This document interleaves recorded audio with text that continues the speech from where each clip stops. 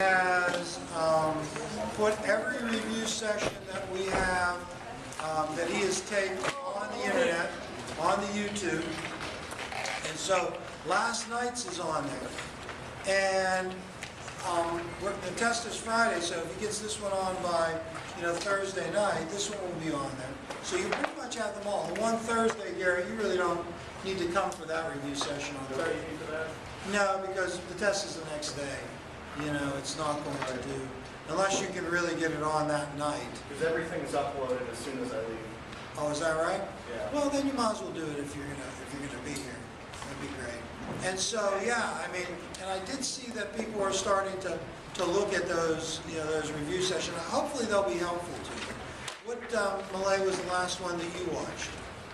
Last week. What were we doing then? I don't remember. You didn't watch it, did you? I know I did. Yes. I did. But you don't remember what it was about? I don't remember. There was one that I did, It it was really early on. It was on the American Revolution. We looked at two questions, two questions that have been asked about the American Revolution. And I think that that's a pretty good one, if you haven't viewed that. And then there was one that we did on some of the 10 sources that you should know. And I have a copy of that. The one on the American Revolution was based on these two questions. All right? I'll leave these down here if you haven't gotten them. And then, you can take that. Then the top 10 documents I gave to you last night. And we had kind of worked through 4 of them last night. We had gotten to William Lloyd Garrison and the Liberator and talked about that a little bit. And we talked about the Truman Doctrine, letters from a Birmingham jail with Martin Luther King, and Ronald Reagan's first inaugural address in review sessions. Incidentally, all of the things underneath those documents are actual quotations from the document itself. Right? So what I tried to do is capture in that document what I thought the essence of it was. And so those are, in my view, the essence of the document. Right? So those 10, I think, might be helpful to know. We'll go back to your book, and this is page 41. And in the aftermath, in our conversation, what we were talking about last night, which seems like it was just like 5 minutes ago now, last night was the aftermath of the Civil War. And our conversation about the aftermath of the Civil War was focused on Reconstruction of the defeated South. And we talked, and the most important part about Reconstruction is the status and condition of African Americans. What's going to become of African Americans? And, if you get a sense of it, what it seems like is there is this attempt to enfranchise black people, to provide equal protection under the law, to bring them into kind of some level of equality with white people in the South. But because of Southern resistance to that, white Southern resistance, and that's embodied, we didn't mention this last night, but it's embodied in the form of the Ku Klux Klan, that's abandoned. And when it's abandoned, basically, the South takes over the status and condition of African Americans. And when they do, it is economic dependency, sharecropping, it is political disenfranchisement, and it is social segregation, Plessy versus Ferguson, Jim Crow laws. The modern civil rights movement that we made mention of today, in 8th period and 7th period, I don't know if we made mention of it in 3rd period, but in those 2 periods we made mention of the modern civil rights movement, and we said that World War II was a big part of that. The idea of defending, resisting oppression, while at the same time oppressing people, seemed to be inconsistent. Certainly the Supreme Court case of Plessy versus Ferguson, or not Plessy versus Ferguson, excuse me, Brown versus the Board of Education, which overturns Plessy versus Ferguson, is the symbolic beginning of the modern civil rights movement, which is at least initially focused on kind of reversing what had happened in the South. Segregation, political disenfranchisement.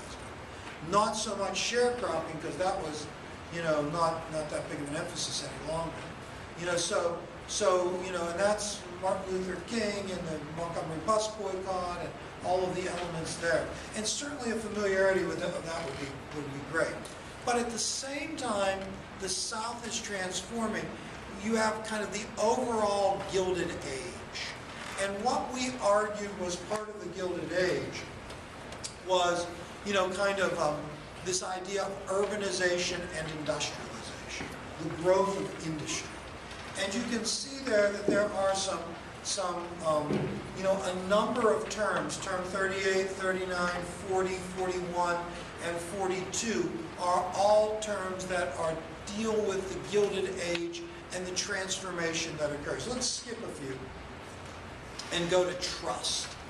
Trust represents monopolization, which is a response to economic growth and industrialization during the time. I mean, the consolidation of industry, the growth of big business, the influx of companies into various industries results in an attempt to bring order out of chaos. And who we most associate with the trust is John D. Rockefeller and Standard Oil of Ohio. And Rockefeller tries to monopolize the refining industry in order to provide stability to the market, which is certainly going to result in great profitability for the trust of the people associated with it. Yes? Is that the horizontal monopoly? Pardon me? Owned it all? Is it horizontal? Yes, it's a horizontal monopoly. Now, by 1900, there had been trusts, the consolidation of business into big business, to the point where people were concerned about the power of business interests, right? And so it is going to be the progressives and Theodore Roosevelt and Woodrow Wilson and William Howard Taft that are going to address trust busting. What do we do about trust? And look, the election of 1912 is to some extent about that. Now, if we go back to terms 39 and 40, laissez-faire and yellow dog contract both refer to the proper role of government in a new world. So, okay, now we have this changing environment in the Gilded Age. Rapid economic growth, business consolidation, industrialization, urbanization, a changing world. What should government do? Laissez-faire says nothing. Let it go. Business should be allowed to kind of flourish. They should be allowed to consolidate. Government interference will only retard the natural kind of growth of the economy. And so laissez-faire, let it go.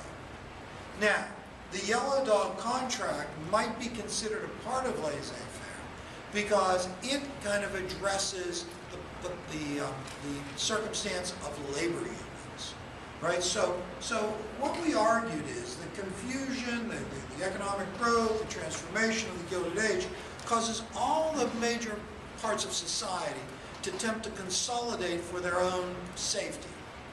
Businesses consolidate into business combinations and monopolize and trust.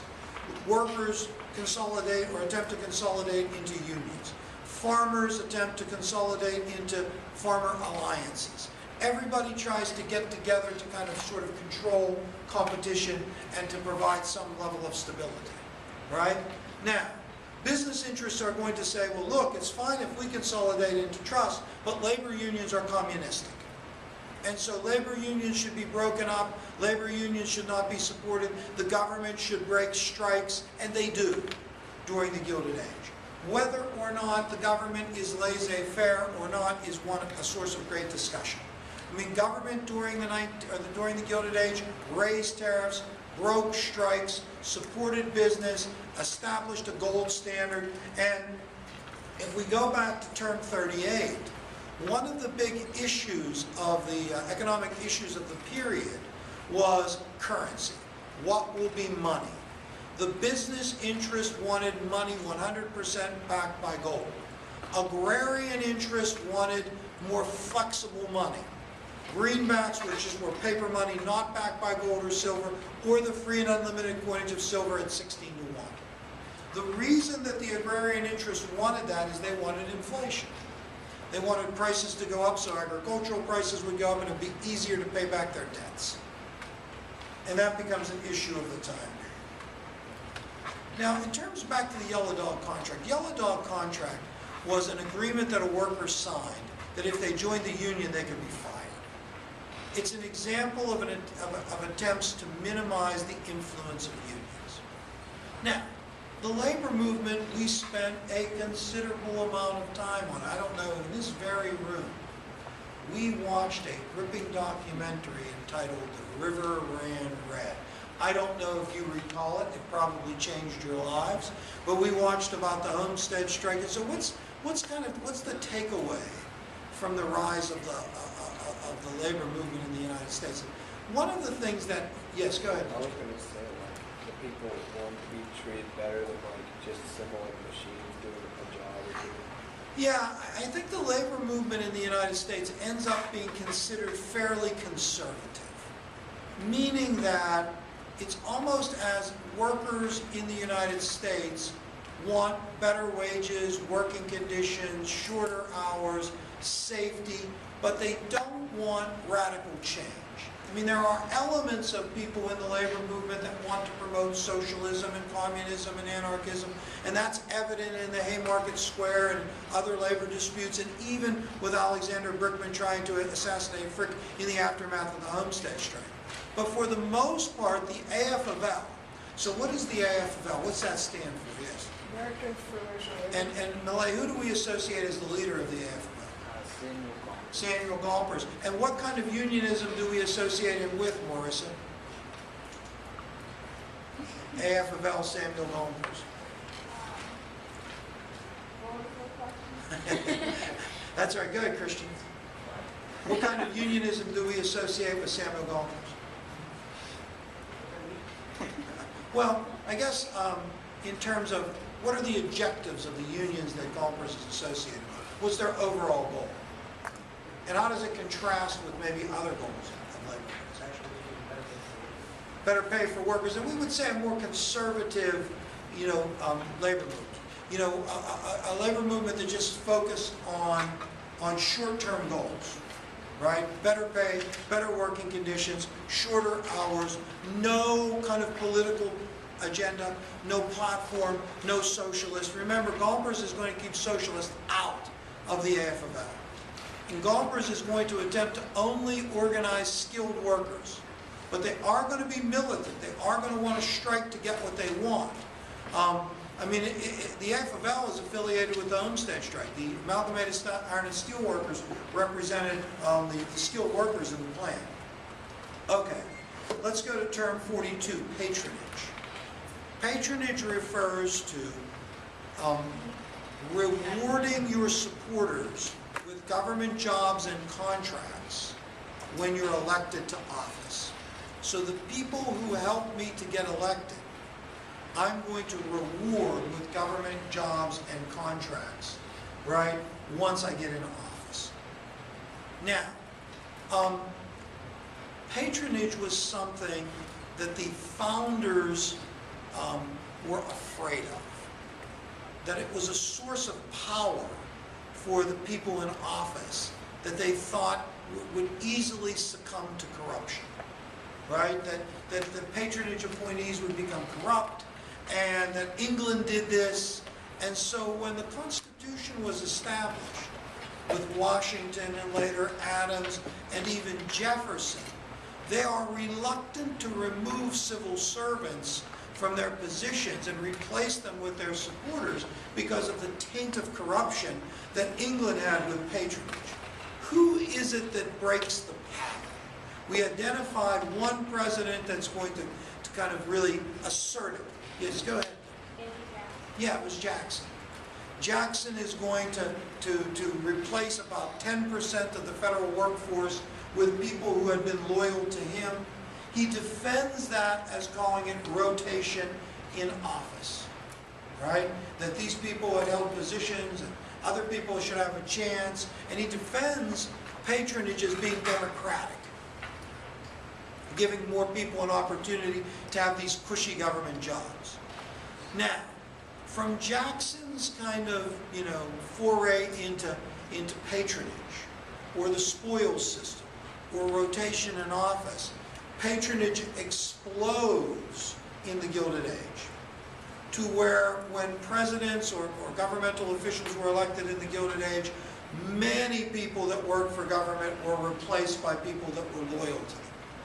Presidents, are beginning to complain about being overwhelmed with office seekers. Lincoln complains about being overwhelmed with office seekers. Other Gilded Age presidents are going to say that they are overwhelmed with office seekers. The patronage issue comes to a head when Garfield is assassinated. Garfield is assassinated by a deranged office seeker who says, "I am a stalwart and Arthur is president." And he hopes that now he can get a job. Now, what piece of legislation was passed, which was a response to the Garfield assassination, and is the first meaningful piece of legislation dealing with civil service reform and patronage? Does anyone besides Shane, oh, you do know, Coulter does know, yes. The Pendleton Act or the Civil Service Act of 1883. The Pendleton Act or the Civil Service Act, I think, is a significant piece of legislation to remember. Largely because it is the first one to deal with the issue of patronage. And it is in response to the assassination of a president.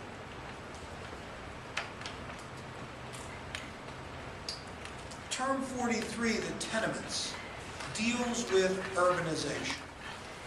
Now, remember, urbanization and industrialization are unplanned phenomena, right? America industrializes. It's a market-oriented economy. Certainly the government supports that industrialization with tariffs and in other ways breaking unions, but there's no design. Cities during the Gilded Age are going to explode in their populations. Factories are going to locate there because of the convenience of access to resources and access to markets. The rail network is going to connect those places, to markets and resources. And so cities are going to grow rapidly. Immigration is going to contribute to this. Factories are going to be looking for workers. They are going to recruit workers overseas to come to factories to work there, right, during the Gilded Age. Now, where are those people going to be housed?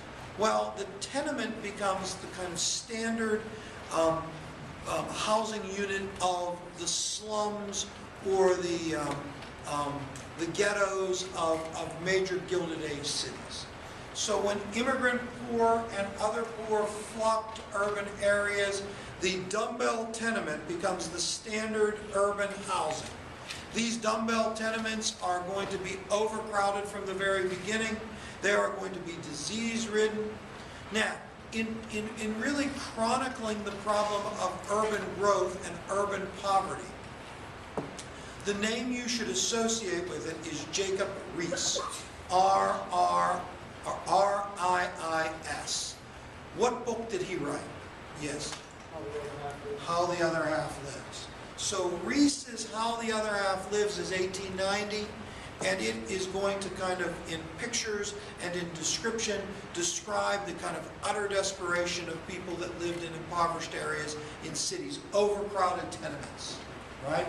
Now what was interesting, and this goes to term 44, is that when urban poverty explodes as a problem during the Gilded Age, with violence and crime and disease and all of the things that are associated with it, people are reluctant to do much about it, right? It's fundamentally ignored. The first response of anyone to these problems are the big city bosses. What name do we associate with the big city bosses?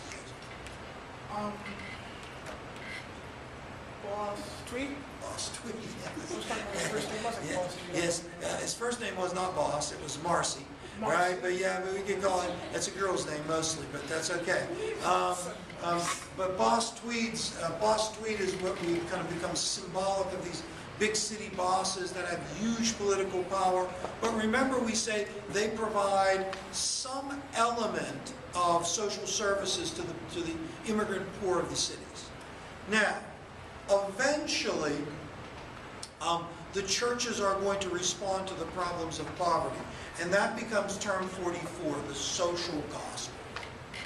The social gospel was the idea that Christians had an obligation to help the less fortunate. It also emphasizes the causes of poverty. The big debate in terms of urban poverty or poverty in general, even today, is what causes it. Personal failings or circumstances. I mean, if you think about the history of the United States, it is not surprising that in the United States, most people believe that poverty was a result of personal failings. I mean, after all, this is the United States of America. This is the land of opportunity. This is the place where there is free governments and free markets. This is the place where labor is generally in short supply, where it's easy to start a business, where anybody can make it rich. So in that environment, if people aren't making it rich, why is that? It's because of something they're doing wrong. It can't be because of circumstances. And this is one of the reasons why there initially is not a response to urban poverty by churches and others. They saw poverty as being resultant from personal failings, from ethnic kind of differences. After all, these people are Catholics. After all, these people are Irish. After all, these people are whatever. And they're not as good as other people. So helping them out is not going to be productive. It will just enable them to continue to be in poverty. Right? I mean, also solidifying that notion is the idea of social Darwinism. Who recalls what social Darwinism? Go ahead, Shane. You are a student of social Darwinism. What is your recollection of it? Pardon me? People were born into. Well, yes. I mean, the evolutionary struggle is Darwinism. Survival of the fittest. And social Darwinism kind of justified the coexistence of wealth and poverty. So how can you have great wealth and great poverty in the same city, which was true? Well, survival of the fittest. The wealthy have these attributes that allow them to excel in society, the poor do not. And the evolutionary struggle, the progress of society is dependent upon letting the poor fail and the wealthy excel. So we can't help these people. Because if we do, it will retard the evolutionary struggle. So there are all these kind of reasons why the poor should be left to be poor.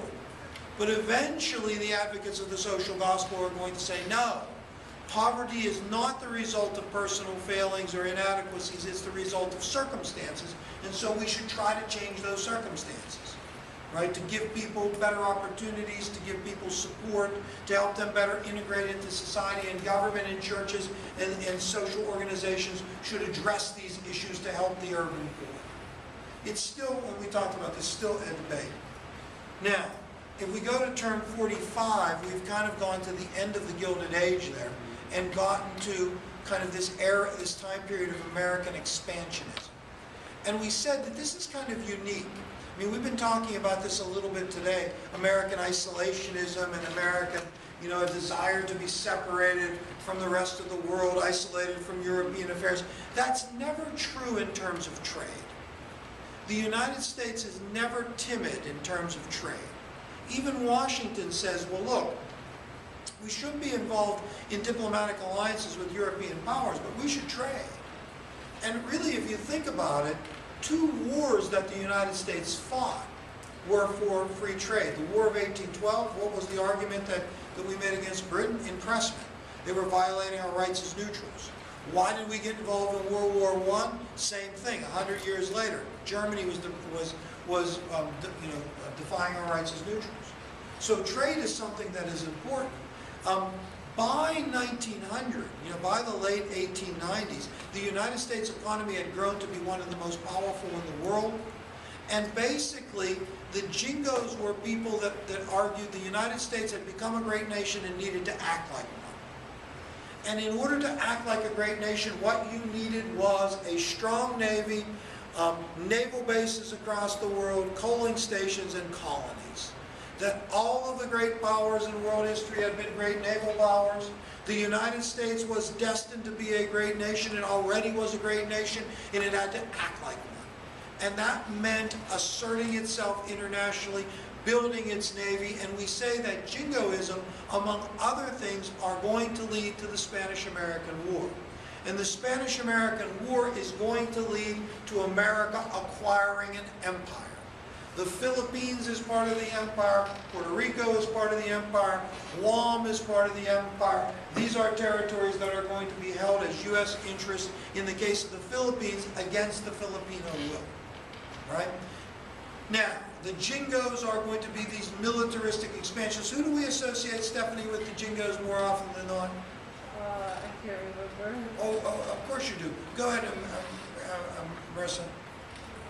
Theodore Roosevelt. Right? Theodore Roosevelt. And we also, when we talk about the Jingoes, talk about, the Spanish-American War, which takes us to term 46, propaganda. Propaganda is really promoting ideas, right? You're promoting ideas using media, posters, other things to promote ideas. Propaganda might be, wartime propaganda might be, promoting the idea that the Germans are bad, the Americans are good. The Spanish are evil, the Americans are good. Yellow journalism is to some extent a form of propaganda, but we associated yellow journalism with the Spanish-American War. It was sensationalistic embellishment of what had happened in the Cuban insurrection, and was kind of responsible for Americans kind of supporting, intervening in Cuba, which leads to the Spanish-American War. We associate William Randolph Hearst and Joseph Pulitzer with yellow journalism. This is muckraking a term? Yeah. How is yellow journalism different from muckraking? Yellow journalism and muckraking are both sensational, right? They are both sensational stories, yes. Muckraking is where actually telling someone more or less the truth. Yeah, the difference is that muckraking, which is going to become more prominent after the turn of the century, is going to be sensational journalism, but sensationalizing the truth, exposing sensational stories of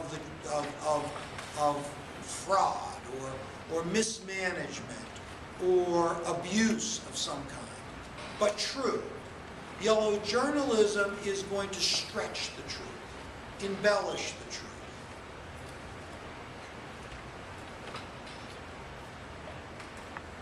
The term bellicose is, as it says there, a disposal to fight. You could use the term bellicose to describe Theodore Roosevelt. He was bellicose. He wanted to fight, right? He wanted to become involved in the Cuban insurrection. He believed that America should intervene. He believed that fighting and war was good for the country. Right? Belligerent is a participant in the war. So we talk about the belligerents, they are the people that are involved in the conflict. Now, term 50 takes us into the progressive era. So progressivism is going to be this kind of social, political movement that really can be viewed as a response to urbanization and industrialization and the problems that are inherent there. By the turn of the century, America is increasingly urbanized, America is increasingly industrialized, and there are galling problems that are besetting society. And so remember, the progressives were these white, Anglo-Saxon, upper middle class, urban men and women, college educated, who feared that society was going to come unraveled. On the left, they feared that the masses would be inspired by socialists and communists to overthrow the government or the system. On the right, they feared the corruption of the political bosses and the business interest in a coalition, and they wanted to set the country straight by addressing what they considered to be the worst defects of society. One of the worst defects in society was the consumption of alcohol. We associate temperance with progressivism, but even before that, I mean, temperance as a movement was considered to be a movement of self-improvement. We are going to improve our society by trying to encourage people temperance or prohibiting people prohibition from the consumption of alcoholic beverages. This will remedy a lot of our woes. If we can just prohibit or encourage people not to consume as much alcohol, we won't have as many accidents, we won't have as many orphans, we won't have as many problems, as many disputes, political corruption will be less, the saloon was the center of problems for the city.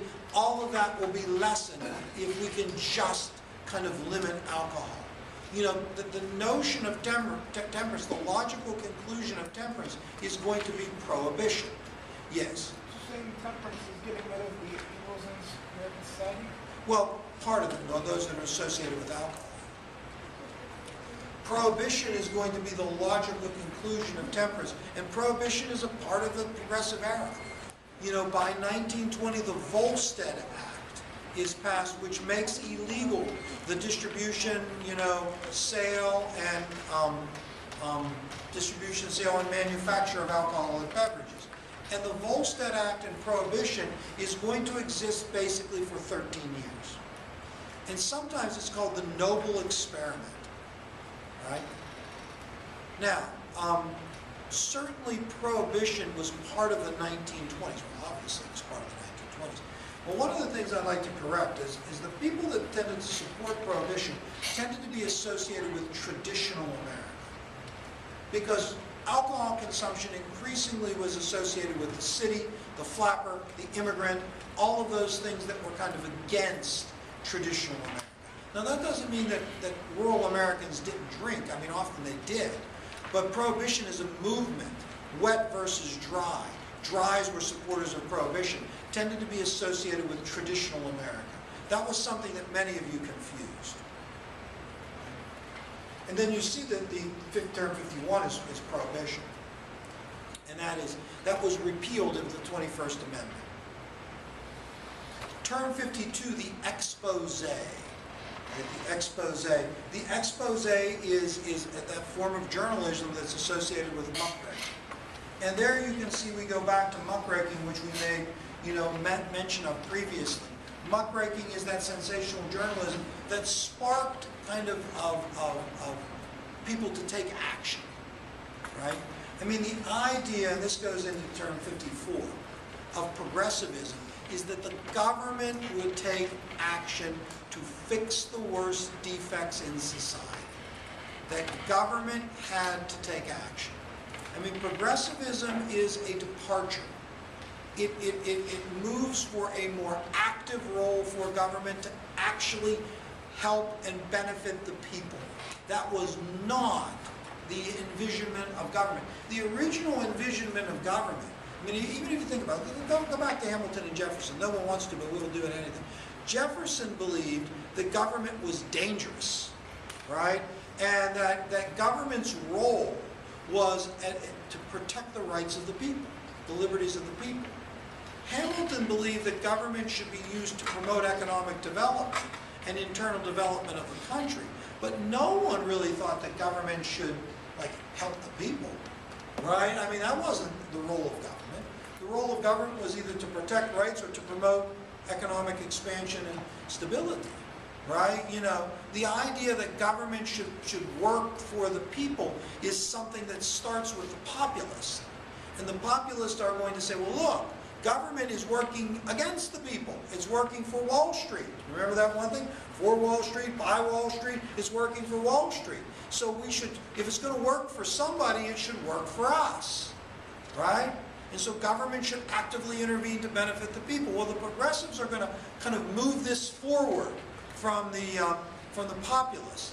And then the New Deal is going to move it even further forward, right? So it's the progressives that start to say, yes, the government is going to work for the people. They're going to do this, and they're going to do this, and they're going to protect their safety. They're going to provide minimum wage. They're going to protect child labor. And they're going to do this, this, this, and this. They're going to protect them from what?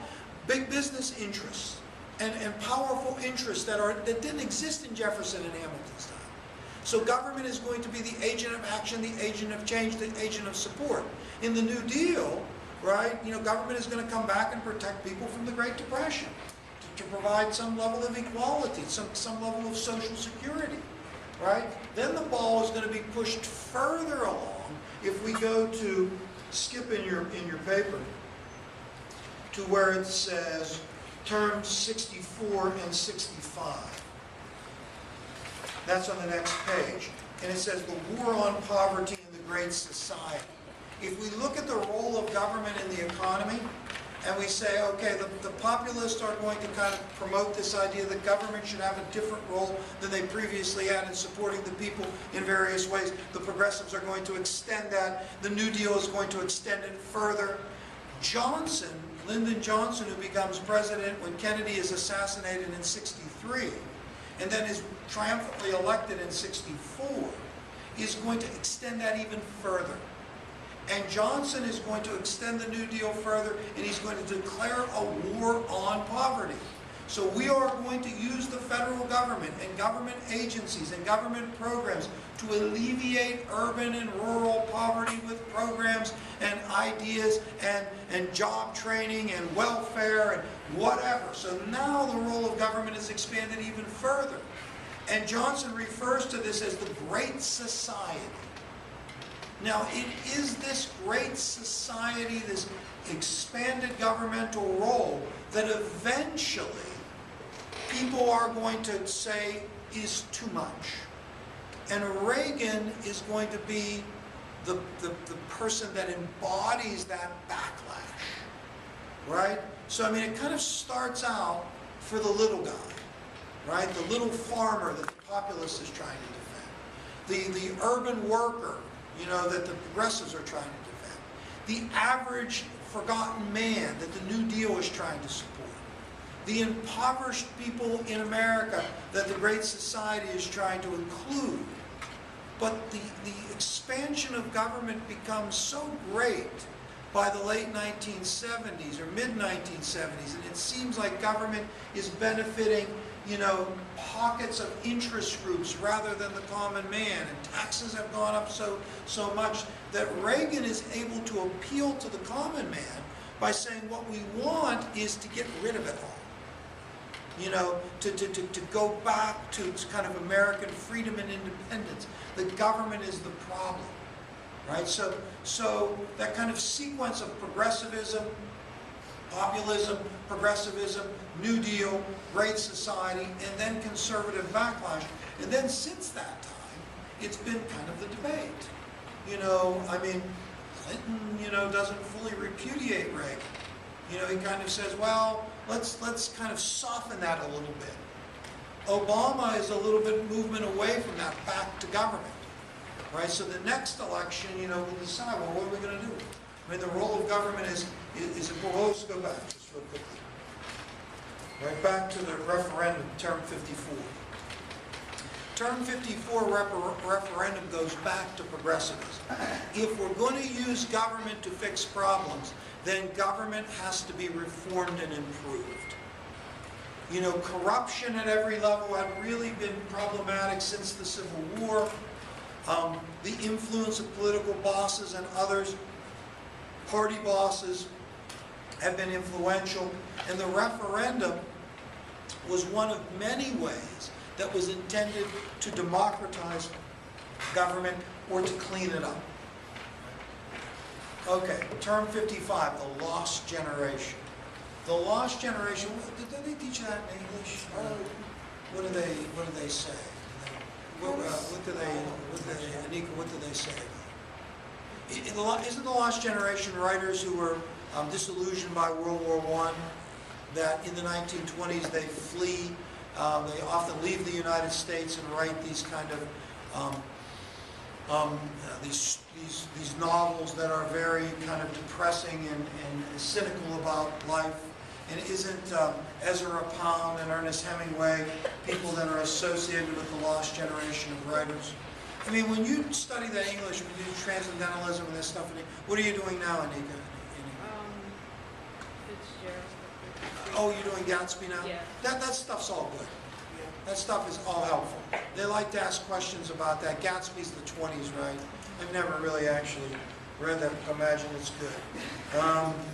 And it's, neither of you kids, right? You've read the notes of it. You have intentions of reading it, but where actually reading it is something that's abhorrent, right? How can you do that, right? So, all right, let's go to term 56, the Red Scare. Now, in American history, and we mentioned this, there are two Red Scares.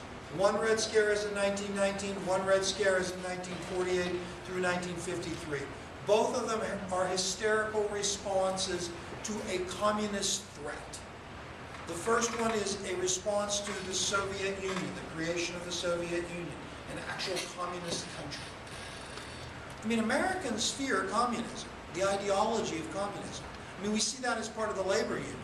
The labor movements are considered to be communistic and therefore un-American. I mean, when the Soviet Union emerges and people support kind of the ideology of the Soviet Union, there is a backlash. That radical foreigners are going to conspire to overthrow the federal government. It seems ridiculous.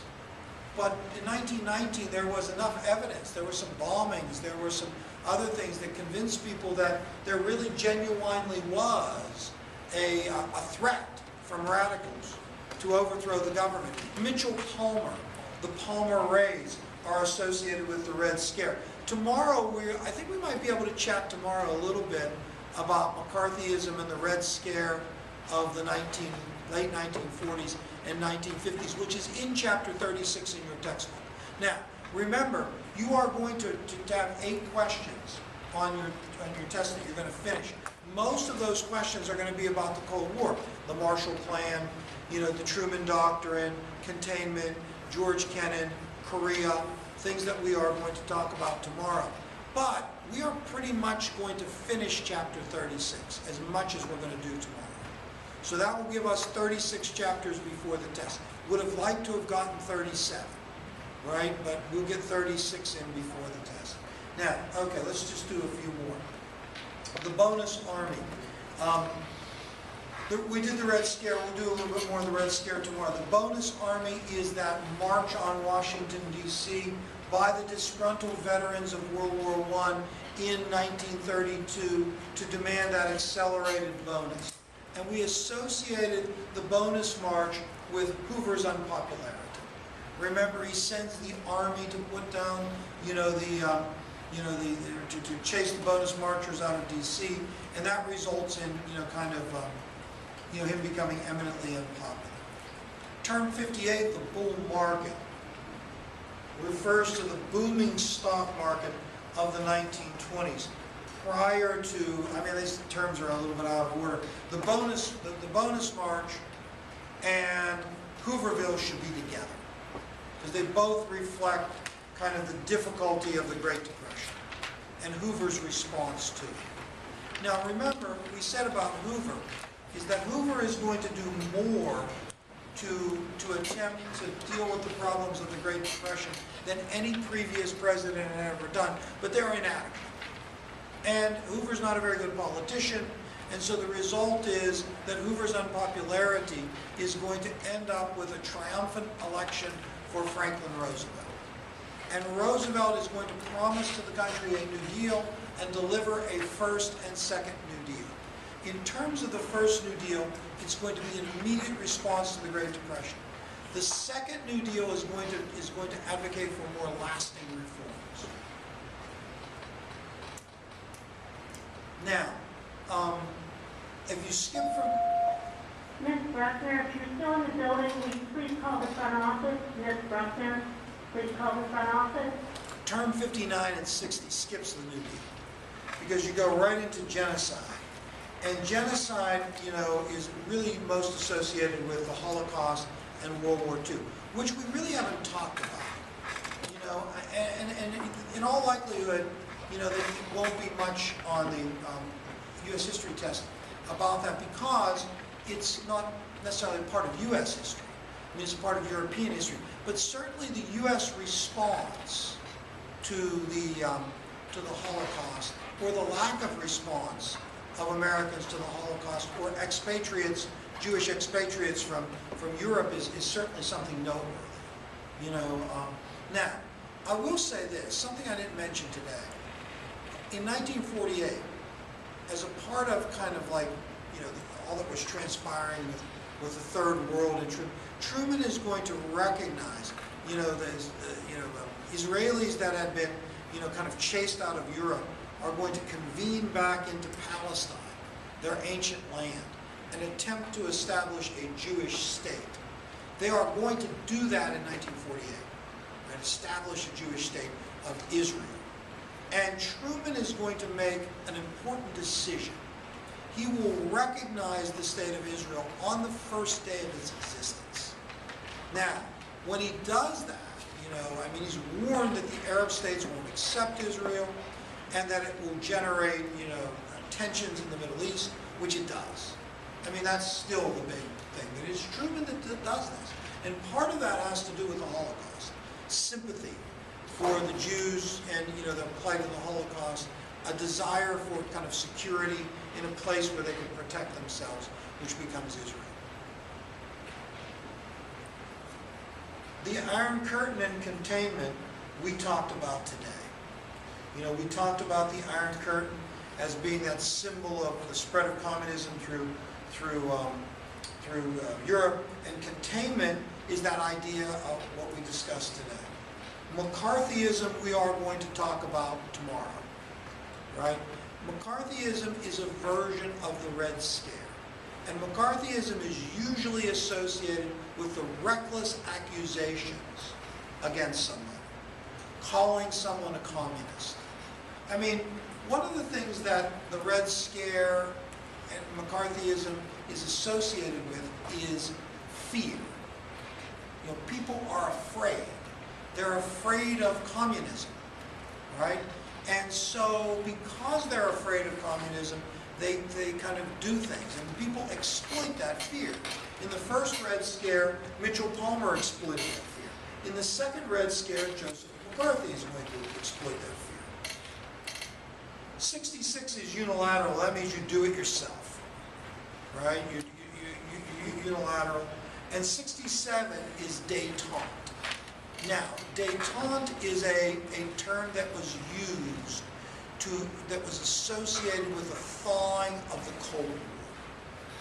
So they used to say when the United States and the Soviet Union seemed to be getting along better, there was kind of this détente, right? A thawing in the Cold War. Relaxed tensions. Okay. We completed all of the terms on our test, right, or in our book, and all right. Anything else that you can do in preparation for the test would be great. We got through our book. I have these papers. If you, I have a few more of these practice tests. If you didn't get them, these are the commercially made ones. I have 3 of those. I have the practice questions, the terms to remember. If you want to take any of those, please feel free to do so.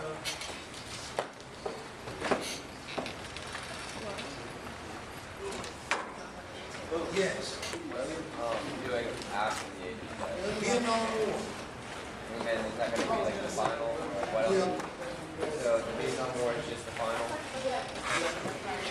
So that's a lot of stuff.